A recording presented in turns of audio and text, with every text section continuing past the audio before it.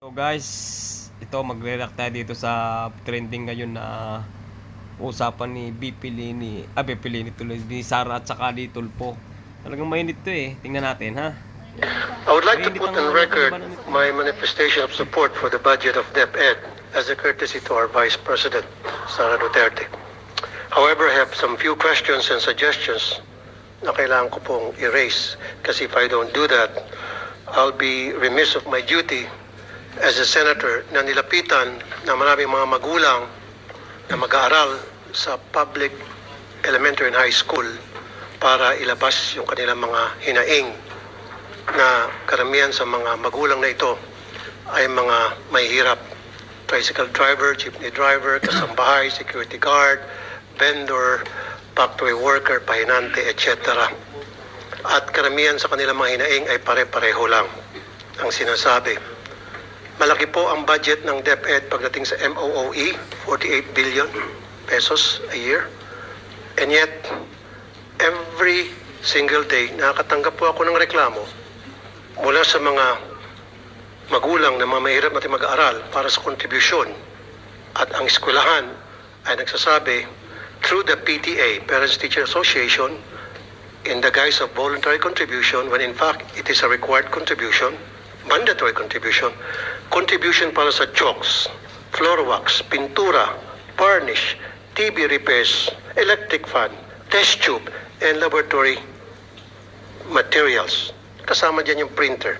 At alam ko po, yan ay napapaloob sa supplies and equipment na meron pong bilyones na budget from DepEd. Isa pa po, or ilan pa po sa mga sinisingil na mga public schools sa mga mag-aaral ng mga magulang ay utility bills. Yung bayad para sa kuryente ay hiningi. Pero para sa akin, hindi naman lahat ng school naniningil ng ganyan. Nang medyo parang mali lang dito kay Tulpo yung kasi parang nilalahat niya yung mga lahat ng school. Dapat hindi ganoon. Hiningi ng contribution na para magbayad ay yung mga mag-aaral. Yung bayad para sa janitor, yung bayad po para sa mga security guard. Yan lahat na. Kumbaga parang lahat niya na eh. Lahat sa security guard, sa electric pa, sa kuryente, aba. Pwede na siguro kasuhan niya kung sino man yung tinutukoy niya dyan. Yung bayad po para sa repair ng CR and pati po dun sa field trip na sana po ay libre.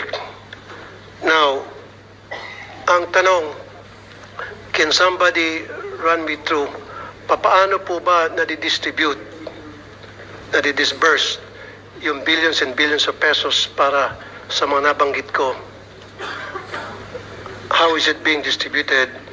At bakit po hindi nakakarating sa mga eskwelahan na marami sa kanila mga guro? In fact, I talked to some of them. Of course, I'm not gonna mention their name for obvious reason. Wala na po nakakarating sa kanila. Kaya ang nangyari, Na mahirap dyan dapat pinangalanan ni Tulpo yung mga teacher niya para matulungan, para maireklamo at mapanagot yung mga dapat panagot. Kasi pagka yung madali lang mag-imbento ng salita na sasabihin mo, ito nagreklamo sa akin, ito ganyan, walang pangalan, aba ano yun? nagre-remedyo po sila at ni-require nila yung mga kanilang mga estudyante na mag-contribute.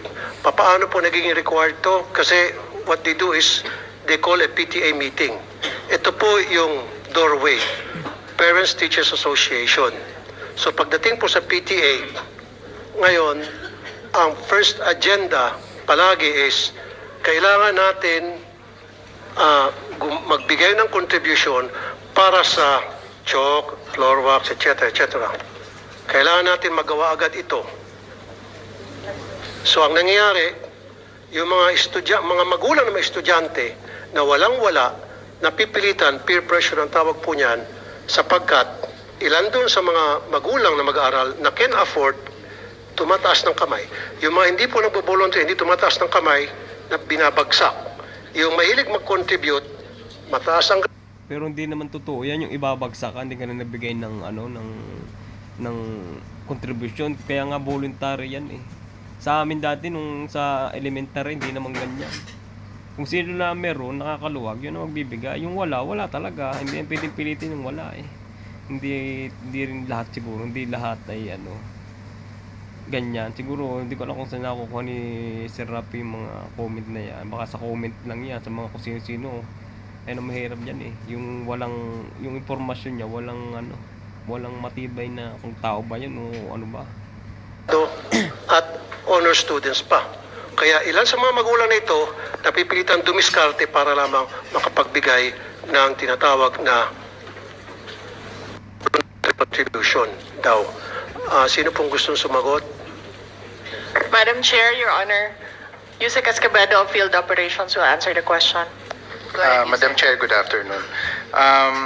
Unang-una po yung merong existing policy ang Department of Education as regards to the no collection policy because tama po ang nabanggit ni Senator Tulfo that we have the MOOE, school MOOE, at kabilang na dito yung ano ang mga needs ng mga teachers including repairs and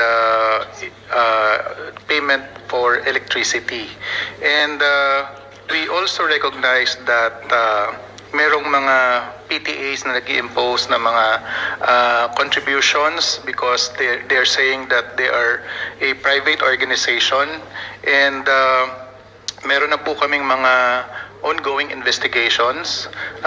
Isa na po dito sa Region 3 where the teacher involved has resigned and Sir, the case... excuse me, let me cut you off. Hindi lang po sa Region 3, sa lahat po ng lugar sa Pilipinas, when I posted Eh na mahirap kay Tulpo eh. Hindi lahat eh. Hindi. Wala. Dapat pangalanan din ni Tulpo kung sino yung mga yun. Sinasabi niya. sa Facebook page ko yung reklamo ng ilang mga magulang na pumunta po sa radio program ko Wanted sa radyo, binaha po ako ng mga comments from parents. Yun eh, comment yun. Hindi mo alam kung sino yung mga nagko-comment doon. Kung yun eh, bak mali mo, dami lang yung mga kaliwa o gusto na sumira sa gobyerno o wala lang magawa sa buhay. Yung mga nagko-comment doon. Aba, oh my goodness, di mo kilala yung mga yun. Tapos dadali mo dyan Senado, yung ganong klase ng impormasyon, di maganda yata yun ah. All over the country stating that pati sila sa kanilang eskwelahan, yes, meron daw po talagang tinatawag na voluntary contribution from na inimpose po ng PTA. Ang nangyari po kasi sana, ang request ko, pagsabihan niyo po, pag meron pong PTA meeting, dapat wala na akong pag-uusapan na tungkol sa contributions. Dapat ang pag-uusapan lang po. Ito po kasi madaling sabihin. Senador siya eh. E di gawa niya ng hakbang. Yung mga nagrereklamo sa kanya, pwede niya tugunan agad para dalhin niya dyan sa Senado para i-presenta niya dyan. O ito ang katotohanan. Hindi yung comment section galing sa Facebook, sa page niya. Mga marites lang yung mga panay marites. Sa lahat ng PTA meeting, i-require nyo po ay tungkol lang po sa academic performance ng mga estudyante o yung mga problema at hinaing ng mga estudyante, period. Kasi ang nangyari tuwing PTA meeting, 101% ang unang agenda sa meeting na yan, and I have proof from parents and even teachers. Kung may proof pala siya, hindi niya dinala dyan Senado. Mas maganda sana kung gano'n ang ginawa. Ano? Ang first agenda tuwing magkakaroon ng PTA ay project. Ano ang pwede natin magawang project sa eskwelahan? Repair para sa CR. Varnish para sa silya na nasisira na. Bili tayo ng chalk, bili tayo ng floor wax, bili tayo ng ganito, ganon. Ang mga estudyante na walang pang contribute, kuminsan pinapahiya pa, nilalagay pa po sa group chat. Ito, nag-contribute na si Juan, si Mario, si Pedro. However, si Rolando hindi pa nag-contribute. Hindi ko alam kung saan kinukuha ni Senator Rapi yung mga impormasyon niya. Madaling magsalita ng ganyan eh, walang pruweba eh. Parang kwentong barbero ng mga sinasabi niya impormasyon. Si Petra hindi pa nag-contribute, so napapaya yung mga hindi pa napapag-contribute na napipressure po. In some cases, itong mga magulang, baka natututo pa magnakaw para hindi lang mapaya yung kanilang mga anak. Ginawa pang magnala. And meron po akong proof tungkol dyan. And Kung may proof ka pala, eh dapat dinala mo na dyan Senado para napag-usapan at nabigyan ng ng tawag to na tunay na justice. Hindi yung alam mo na may ganyang pala eh, hindi mo pa. in fairness po sa inyo, this has been going on for many years. Even as far back as yung administration pa po, I can remember Brother Armin Luistro In fact, nag-away pa kami on air niya sa Wanted sa radyo because ayaw niya maniwala hanggang sa pinadalahan ko siya ng mga reklamo and nakita niya po na talagang valid and then nag-issue po siya ng memo na stop na yung contribution, voluntary contribution. After a few months, nagsibalikan din po hanggang ngayon. So is there a way na talagang once and for all, since senador na po ako, because I promise na once ako'y maging senador, I'll put a stop of this nonsense. Nung ako po'y wanted sa radyo na broadcaster, of course wala po akong magawa.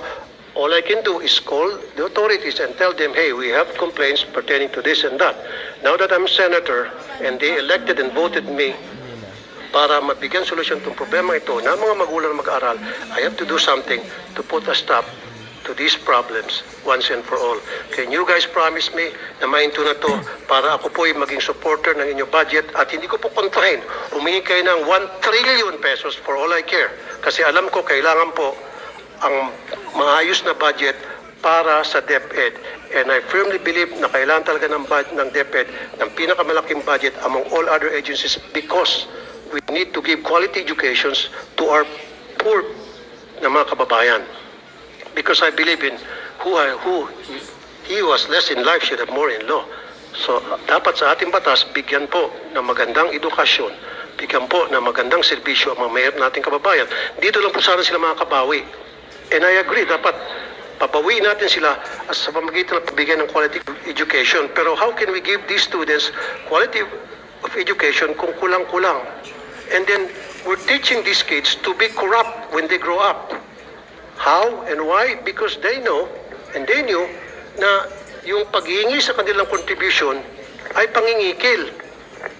Sir, So pag lumaki po itong mga estudyante, Ang mga nagiging corrupt diyan, yung mga mayayaman, yung mga nagtatapos pa sa mga De La Salle, yung mga abogado, halos yung mga corrupt hindi yung mga galing sa mga public school. Nako. makikita nila na okay lang pala yung mangikil kasi si teacher nangikil sa amin. So paglaki nila, there's the possibility na baka mangikil sila. Okay, Senator Tulfo, your time is up, no? You've been informed that your time is up. You've responded, but kindly respond again. Yusek Escobedo. VP.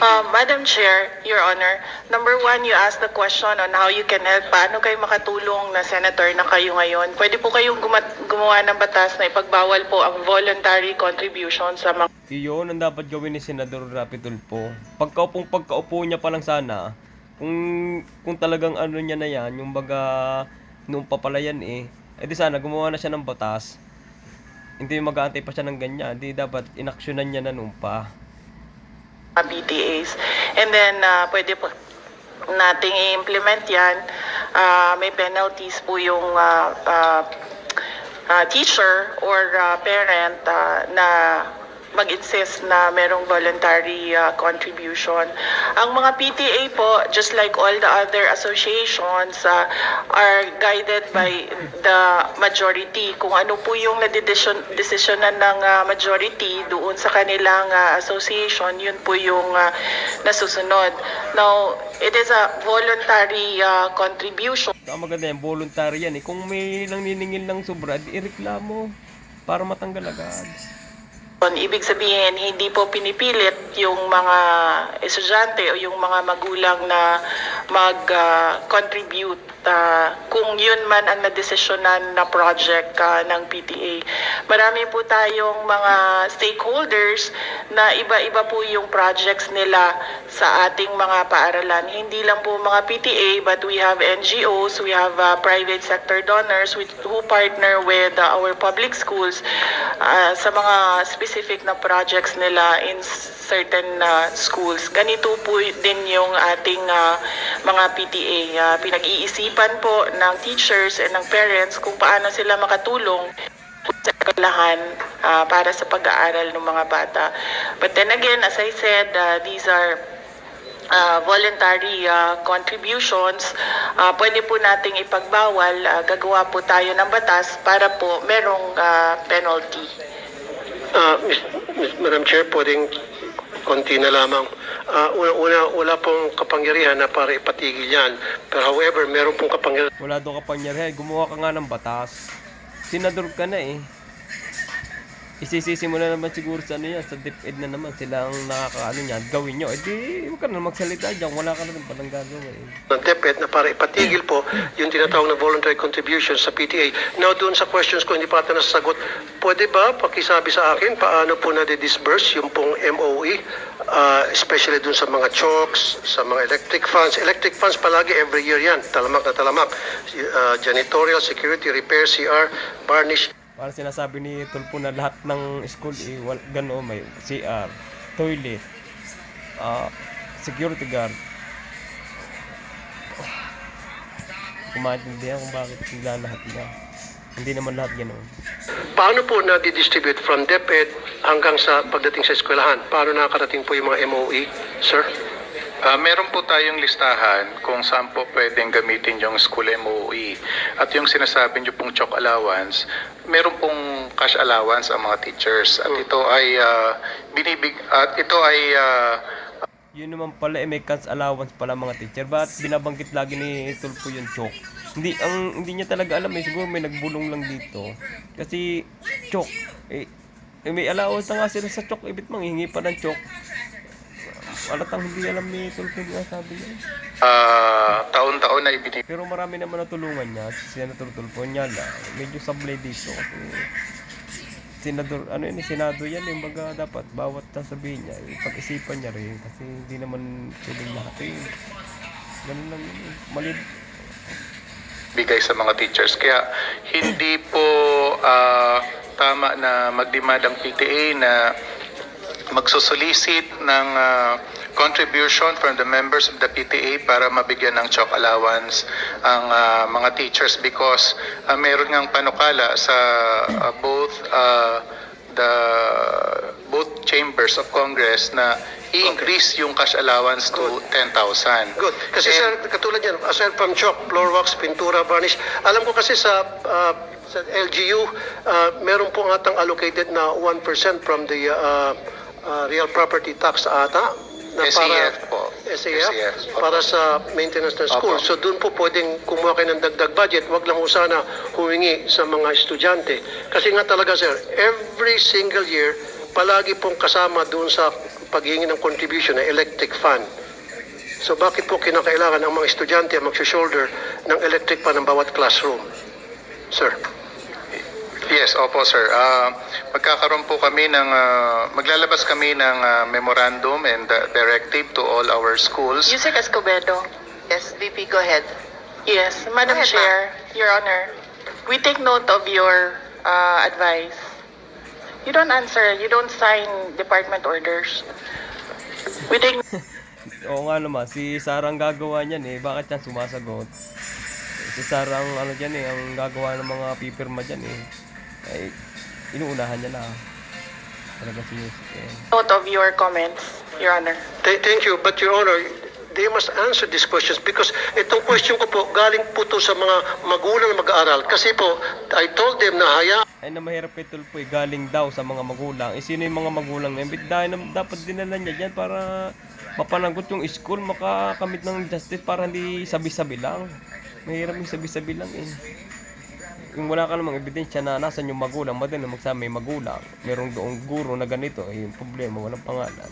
Baka yung mga nag-comment lang doon sa Facebook niya o sa Facebook page o kung saan man.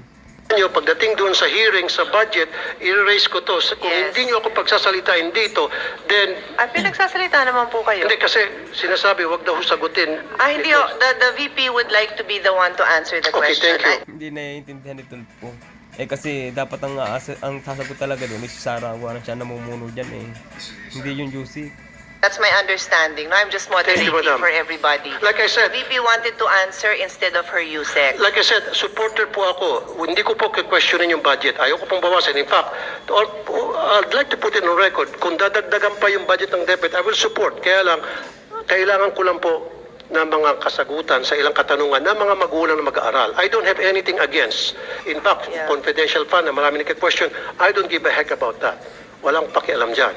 Ang pakialam ko talaga, yung hinain ng mga magulang. Yun na po talaga. So, paki-answer lang po. Kung sino sanang gusto If I mag-answer. may, Senator Rafi, the Secretary took the floor earlier and responded that ang suggestion po niya, and correct me if I'm wrong, my understanding from the Secretary is that she said what you could do, because you were asking what you could do now that you're a senator, is to pass a law that would prevent that. Because as far as DepEd Yun, magpasa siya ng law, hindi yung panengawa. Dapat noon pa yan, ginawa na niya eh. Madami na pala nagko-comment sa kanya noon pa eh. is concerned, they have already issued the memorandums that prohibit contributions. Pero yung gustong gawin ng PTA, ng parents, my understanding is that's out of your hands. No, that's out of your hands what the PTA would like to do. Although, I think maybe an assurance that hindi nyo naman ini-encourage talaga yon, di ba? It's not encouraged, you cannot, they do not mandate it, they follow that. That's my understanding. Madam Chair, okay, ano kaya tuwing magkaroon ng PTA meeting, nandoon po yung taga DepEd para i-monitor yung proceedings ng meeting, para pagsabihin ng DepEd, hey, meron na kami memo dyan na bawal ang pag-uusapan ng project, umayos-ayos kayo, ang pag-uusapan nyo lang academic Sure. performance ng estudyante. Is that fair enough? PTA ho means parent-teacher. So may teacher ho na present doon. Yes. Ayo, may teacher naman pala roon. Talagang di alam, ako. Hindi niya alam yung sinasabi ni Sir Rapi. Basta bumabanat parang sa TV sa ano yun eh, sa wanted sa radyo, ganun ginagawa niya rito sa Senado. May teachers na present. At Yun nga principal pa kuminsan. Kaya nga, sinasabi ko lamang po, meron dapat nagmamonitor kasi hindi po nasusunod. Kuminsan, like I said, yung kay Armin Luisto noon, nasunod yun for ilang months. After several months, bumalik ulit. Kaya nga, suggestion ko ngayon, pag may PTA meeting, meron pong taga-DepEd na nagmamonitor ng meeting nila to make sure na nasusunod kung anong nakalagay sa Baka sir, memorandum order. you could give them the specific complaints that you received so that they can particularly go to those schools and find out if there were any violations and find out if there was conduct unbecoming of a parent, of a... Yun naman pala eh, dapat yung reklamong yan, sabihin niya nang sa ganun, matuldo ka na yan, yun naman ang gusto niya, matigil na eh. Di sabihin niya doon sa Senado, yung mga pangalan, yung school, para masabing hindi peke yung sinasabi niya. Kumbaga, gawa-gawa lang, dapat ganun sana. I-complain niya dyan. At least mas maganda yun kung nandyan yung may ebidensya. Ito yung mga teacher na ganito, yan, ganyan. Mas maganda, mas marami maniniwala sa kanya. Kaso wala, sa comment lang niya natin nakita yung mga reklamo nila di mo kilala kung sino yung mga nagko-comment sa'yo. Nature that should be addressed. Ang reklamo nga po, Madam Chair, ay yung pong sinasabing voluntary contribution na inaamin na nga po ng DepEd na mali talaga. Tulad po na ulitin ko, chalk, floor wax, pintura, varnish, TV, electric fan, test tube, printer, utility bills, janitorial, security guard, repair ng CR. Ito po ay mga reklamo and documented po ito. And I have documents to... Document pala, di mo dinala dyan para mas maganda sana, mas matibet para mapatunayan mo. Mas mapaniniwalaan ka sana kung yun yung dinala mo. Support this. And in fact, some of the teachers also told me na talaga nangyari po yan, Mr. Senator, wala kami magawa kasi hindi po nakakarating sa amin yung budget.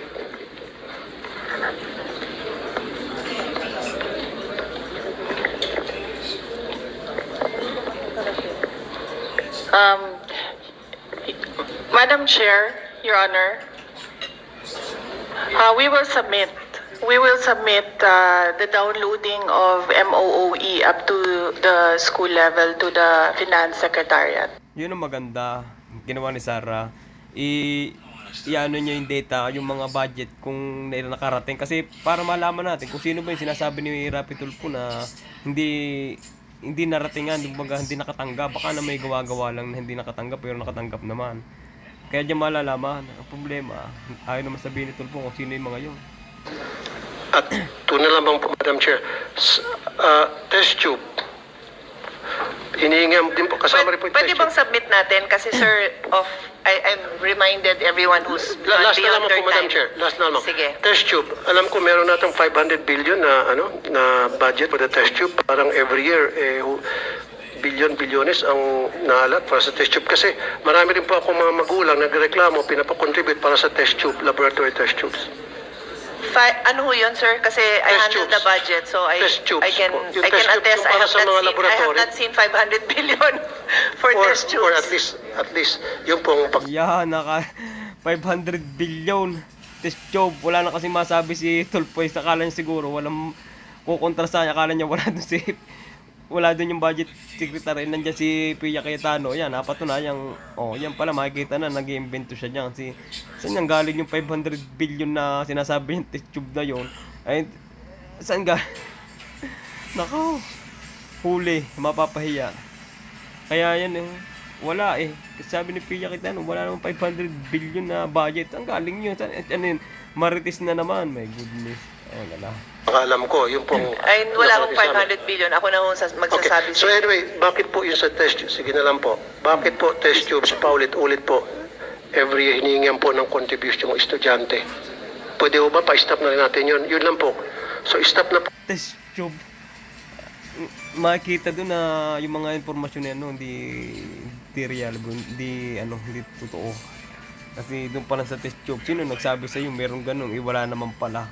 Nasupalpal ka tuloy, yan doon pa lang makikita na yung mga impormasyon medyo wala nga Natin, in short, lahat po ng contribution para sa maintenance ng school, ang pakiusap po ng mga magulang through me, stop na po natin yan. Pag na-stop niyo po yan, mga magulang, ang dami mga magulang. Dapat dinala mo yan. Kasi gano'n, para malaman naman kung totoo, test tube 500 billion, nag-iimbento ka para lang masiraan sila. Ang problema mo, bumalik sa'yo, 500 billion, wala naman palang ganung budget. Oh my goodness. I promise you I'll support your budget every single year and you're not gonna hear anything from me. That's a commitment. That's a promise. Ito'y alang-alang sa mga magulang na mga lumapit sa akin. Madam Chair, Your Honor, we take note of the advice of the Honorable. Okay naman si Tulfo rin, hindi naman ako against sa kanya. Kumbaga, yun nga lang, ilagay niya sa lugar sana. Yung mga impormasyon, nasa Senado siya, wala naman siya sa wanted sa radyo na magsasabi ka ng ganito, ganyan. Masisira yung tao na sasabihin mo ng ganyan, wala ka naman pruweba. Nandiyan ka sa Senado, kailangan, bago ka magsalita, siguraduhin mo. Marami mapapahiya, pati ikaw, mapapahiya ka rin. Senator Raffy Tulfo. Ayan po, tapos na po ang ating reaction na medyo wala naman tayong pinapanilig na, pero makikita naman natin kung sino yung kasabi ng hindi. At kayo nang bahalang musga. Salamat. Hanggang dito na lang po ang ating video.